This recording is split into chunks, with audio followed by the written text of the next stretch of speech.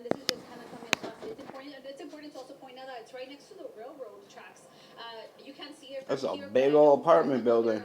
location that we were at earlier today, we were able to see just the railroad right next to it. It actually, at one point, 5 the levels. train that was passing through there did stop. So again, obviously, Damn.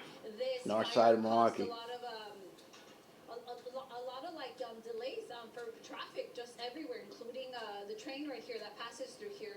We know that it passed already, but as you guys can see right now, just it's very active right here. A lot of activity. Chief Lipsky Look also how tells us big that that they're thing planning is. to most Bet you likely ain't no stay sprinklers in that overnight, mug. again, because it is very important for them to make sure that everything is completely put out, especially with how dangerous these types of situations could be. Guys, can we take that other live picture? Because it's kind of amazing from a Brill's shot there. It looks very dark, but look on the backside of the building.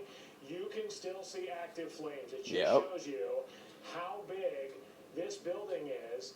And from a Brill's side of the building, that darkness is just the collapse of it. The roof is no longer there. The chief saying there was no electricity, there was no natural gas to this building, so it had been abandoned, and that's why he is very suspicious of what occurred inside of there, because it's not like the electricity was on or there was natural gas going to the building. Arson You can see by squatters. water in still. How big that building is. At this hour, as we're seeing line At least there weren't no people in it.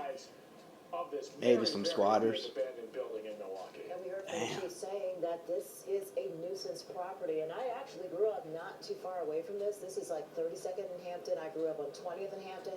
So really familiar with this area. And there are a lot of buildings. There are a couple of like warehouse type buildings that look just like this. And when you drive by them, the windows are all broken out, have been for years.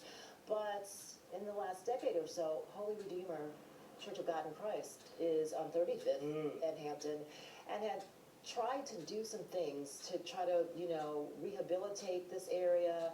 Some of that housing that we are talking about, I do believe is associated with Holy Redeemer, but this affects the whole neighborhood, because when this is all said and done, this nuisance property is now going to be even more of an eyesore, because this building is just parts of it, if not all of it, are going to have to come down. One of many the chief was talking about. I was just looking at that train traffic that Abril was talking about. I do not think this affects the Amtrak line, that Borealis line that goes up to Minneapolis. Sometimes you'll see the commuter trains going that way, but there are lots of industrial trains. This is going right through the industrial heart of Milwaukee that you'll see the Canadian Pacific trains on sometime. And we saw like tanks. There was one train that those oil tanks, around exactly. 7 o'clock, and then after that there was no more. And I think we have some sound from Chief Lipsky about what they arrived to and their efforts. We were here in under 5 minutes, and we had 4 floors of fire, front to back, the entire building. Damn. These are very old buildings. Someone set that shit on fire. Construction. It's a very dangerous type of building once it's heavily involved in fire, because the floors, the support columns, the beams, walls, ceiling, everything is wood. And Chief Lipsky, again, with some history on this building, the signs alone is, tough for the firefighters to deal with, because there's just so much inside.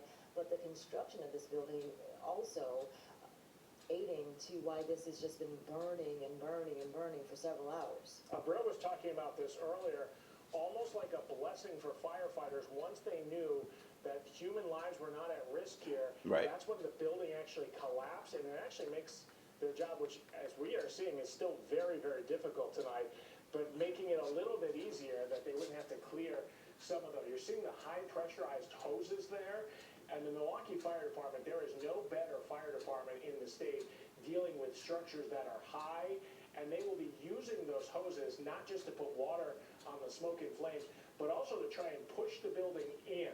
Because if they want this building to fall, they do not want it falling out into the street or towards the firefighters. So you're seeing a lot of strategy happen live on your screen right now as those firefighters, again, trying to put the flames that are still inside out, and then also trying to make sure this structure is as safe as possible. And the southeast corner that collapsed, that's closest to the apartments. There's another building that's behind it, I believe. I believe those are apartments. So this is affecting a neighborhood, you know, the building vacant, but still it's part of the neighborhood. And when you have this going on, it just is like, wow, like what, why, who?